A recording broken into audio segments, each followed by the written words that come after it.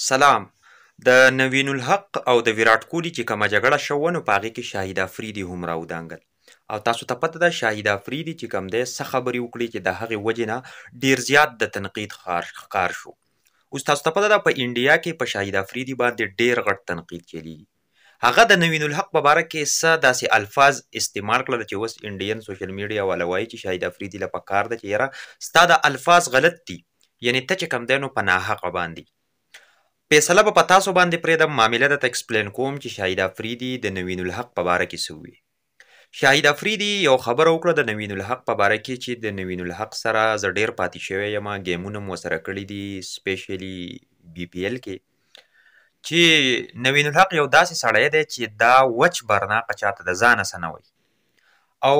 هرچونکې تیز بالر دی او په تیز بالر کې یو جذبه یو اګریشن د هغه کنټرول چې کوم دی نو لږ د نورو بالرانو په نسبت لکه سپین بالر په نسبت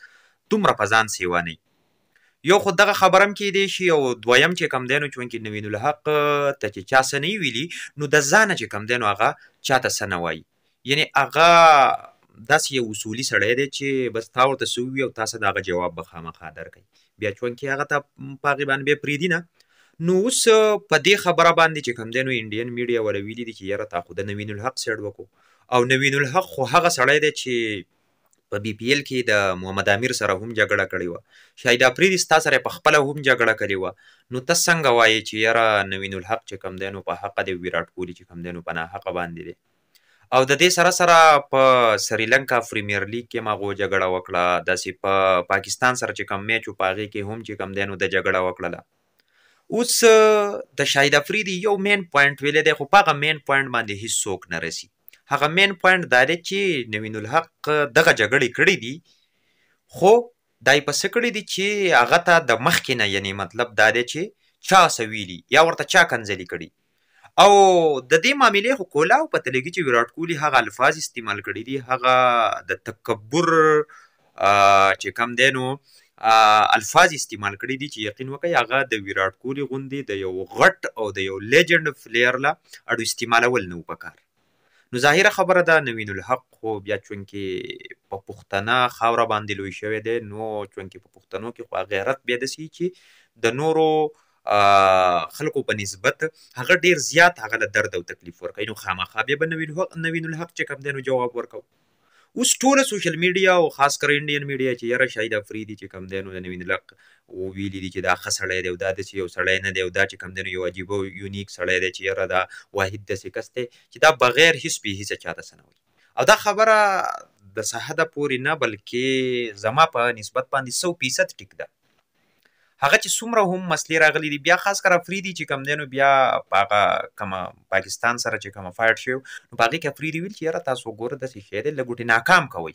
لږ دغه کوئ، نو زه یم چې شاهد افریدي سره هغه داسې براه راست فایټ هم نه دی راغلی خو دوی هسې هغه خبره چې کوم دی نو اوس دغه کوي. اوس په دې باندې ټول تنقید په شاهد افریدي باندې راواغوستو چې یاره شاهد افریدي تا ولې دا خبره کوله او تا به نه کوله او تا له خو انډیا والا ډېر غټ ریسپیکټ درکړی او دا یې کړي او دا یې کړي دي انډین فینس تا سره چې کوم دی نو پکچر یو داسې څیزونه وښکي دي او تا دومره سترګې پټې کړې او تا نو شاهد افریدي وایي چې ما صحیح خبره کړې ده، حقیقت مې ویلی دی ځکه چې ما څه لیدلي دي هغه ما وویله. ملګرو اوس تاسو څه وایئ چې د شاهد افریدي خبره ټیک ده که نه انډین میډیا چې څه وایي چې نه نوین الحق په حقه نه و ویرات کوهلي چې ویرات کوهلي ښه ښکاره کوله او کنځلې کړي دي ښه هر سړي ته پته ده او هر سړي ته چې کوم دی نو دا معلومات دي چې د ټولو نه غټه غلطي ویرات کوهلي وه اوله غلطي د ویرات کوهلي کړل او بیا هم تاسو په ویرات کوهلي باندې فردې راچوئ ولې که هغه یو غټ پلیر شو ولې که هغه د دې سره خو ستاسو چې کوم دی نو